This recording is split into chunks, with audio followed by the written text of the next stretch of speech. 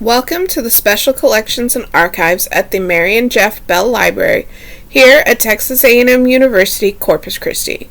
We are happy to work with Dr. Bezio's English 3354 Fall 2020 class. By watching these slides, you will learn how an archive is different than a library, how to get materials from an archive, how and why the archive has an ongoing History Harvest project, and about our current COVID-19 archiving project. What is an archive? It is a collection of rare, unique, and historic materials such as records and papers from prominent people, family, businesses, and organizations in the Corpus Christi area, books on the history of Texas, especially South Texas, university archival records, plus photos, maps, video, audio, and more. For example, this is one for the Hector P. Garcia papers, the personal papers of the prominent Mexican-American civil rights activist, physician, and founder of the American GI Forum.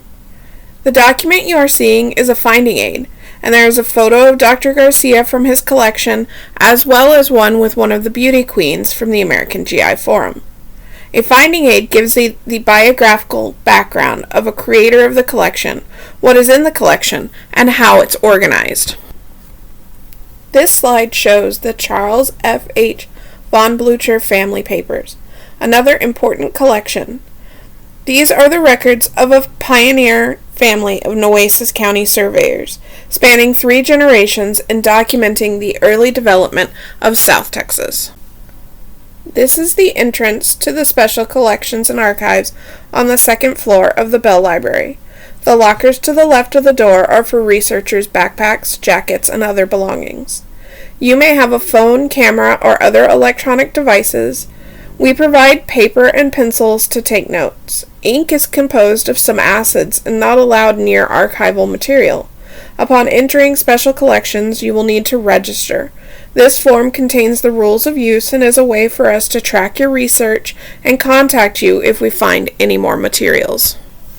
To ensure social distancing protocols and other COVID-19 precautions, you must schedule an appointment, and face coverings are required to be worn at all times. The archives have closed stacks and patrons are not allowed to browse. The materials are unique and valuable and give insight to the historic and cultural trends throughout the development of Corpus Christi and this institution, as well as all of South Texas. These collections can include manuscripts, correspondence, photographs, financial papers, scripts, maps, and other graphic materials.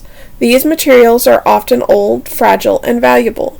Most archives hold paper and digital files. Museums preserve the 3-dimensional objects. To find archival collections, go to the Mary and Jeff Bell Library webpage at library.tamucc.edu. On the green band, Find Materials. Choose Special Collections and Archives. You have 3 choices. Finding aids allow you to search for the materials in all collections. Search print materials for rare books and publication, and search digital items for photos and other documents that have been digitized in Special Collections repository. It is important for an archive to collect the experiences and perspectives of the community in order to expand material and capture events for the historical record. One of the many programs we have to do this is our History Harvest campaign. These campaigns can be general or more targeted and conducted in person or virtually. We will explain the 2 waves a History Harvest is conducted, the more general and physical way, and then a targeted virtual campaign, such as our COVID-19 project. History Harvest, connection to the community. This is a community-based archive that gathers the stories and historical records of citizens that inhabit the area and not just the elite, powerful, or political history of the area. It connects historical research to the community around it. South Texas, I Remember, is a more general history harvest. It is typically done in person. It's a collaborative public project that encourages the community members to donate their personal family documents to the archives at the university. The goal is to celebrate and preserve family history and make these items available to the public. The hoped-for items include letters, photographs, video, and other such documents. Why are history harvests important? The daily life and culture of a city is part of its history. A diverse collection includes all aspects of that city or region's history. Community and culture are often overlooked parts of historical research because the source material is harder to find. We hope to alleviate that through our History Harvest program. The community connection. People's history. The community's history is not told from the political figures or other figures of authority. Instead, it is told by the everyday citizens and daily life of the city. This includes family life. By collecting items from the community at large, we can better grasp the culture and history of South Texas. An example of an ideal donor. Alfonso Gomez came to 2 history harvests and brought many items to be donated. His family owned a pharmacy, and the items showed life for Mexican Americans in Corpus Christi in the early half of the 20th century. There are many steps in a history harvest. The very first step is to greet the donors and explain the process. This is important because it shows that they matter just as much as all other pieces of history matter. The next step is the archivist. The role of the archivist is to determine if the item fits the scope of our collection. They consult with the donor and learn the basic aspects of the items to decide whether it fits within the framework. This is an important step in the process, since without metadata, the item would not be as useful in research. This gives the donor the opportunity to explain each item and give as much information as possible for future researchers. The next step is to make these items easily accessible.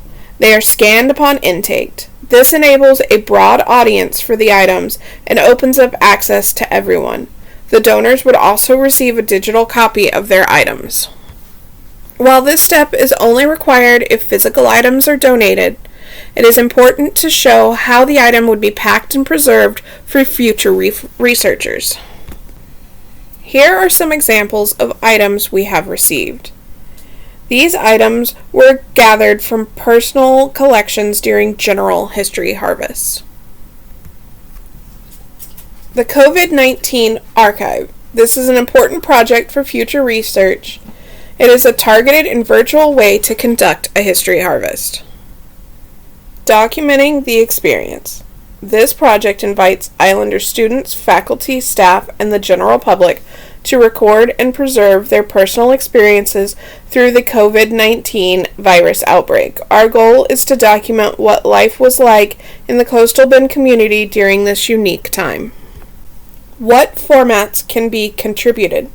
Photographs, voice memos, voicemails, recorded phone calls, podcasts, interviews, videos, blogs and websites, social media posts, Twitter and Instagram hashtags, screenshots, memes such as image files, screenshots or links, zines or quaranzines, diaries or journals, physical and digital artwork, essays, and poetry.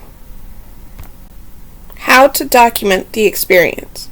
The method used to record thoughts and events is up to the person creating or collecting the material. One way would be to write a journal of your thoughts and experiences, record some voice memos, or make an audio oral history. Save all your social media posts. Take photos or videos of life during the pandemic.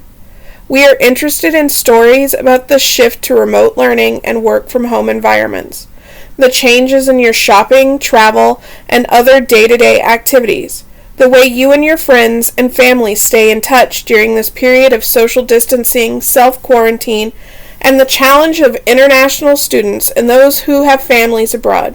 Anything that you can add would be helpful. Throughout the next few slides, we will show you how donors have documented their experiences during the COVID-19 pandemic. Social distance celebrations. This donation shows a surprise welcome home, car parade, and visit through the window to celebrate the birth of Carlotta May Griffin to Virginia and William Griffin at their home on March 28, 2020. One of the themes in our donation shows public spaces that would usually be filled with the community empty. The various ways daily life has been disrupted and changed is another theme of our donations. From the closed businesses to working or learning at home, this needs to be documented. The ways in which we hope to stop or slow COVID-19 are also important tools for future researchers. The use of personal protection equipment is a necessary theme for this project. Paintings, poetry, and short film are just another means of documentation. Sadly, art has long been overlooked as a means of recording the lived experience. We sought out these means of communication as well to be part of our historic record.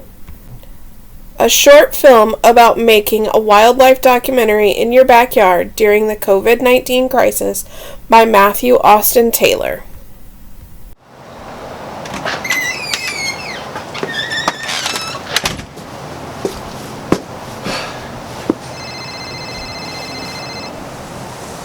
Hello? Yeah? What do you mean? What do you mean quarantine? Okay. This is big, man. This is big of it.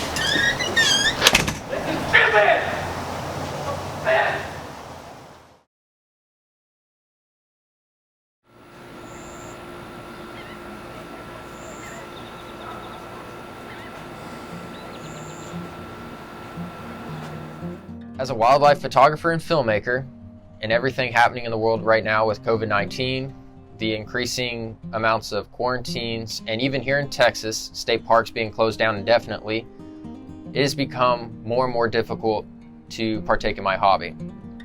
But with that, I have come to discover an incredibly diverse ecosystem that lives right outside my back door. And so with that, I have decided to challenge myself to make an entire wildlife documentary without hardly ever leaving a few feet from my back door. What follows is what I have captured.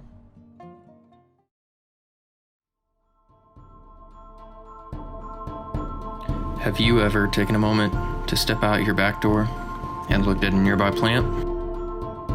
And I mean really look? If not, then you should, because you might just discover something special.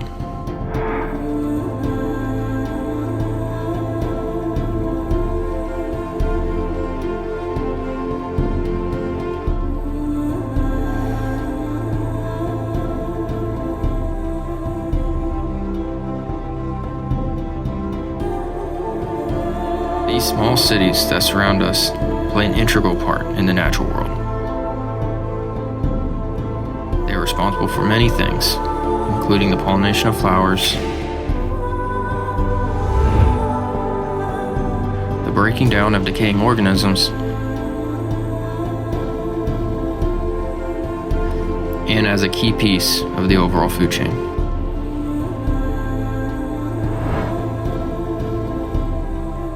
These small creatures have inhabited the world for millions of years. They essentially form the backbone of the entire animal kingdom.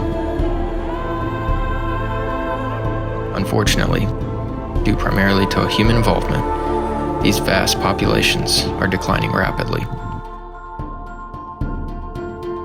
Without them, there would be no us. Whether you like it or not, it's up to every single one of us to protect all those who can't protect themselves. It's up to us to secure our future in this world.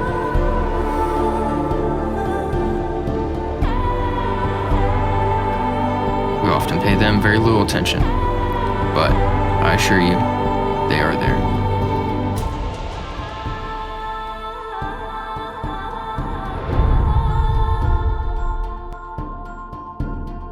So working on this project has really made me appreciate these tremendous ecosystems that surround us in our everyday lives.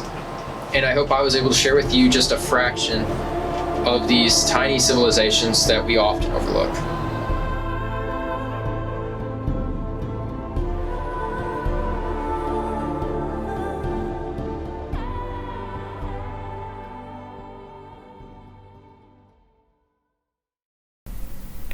We are excited to work with you.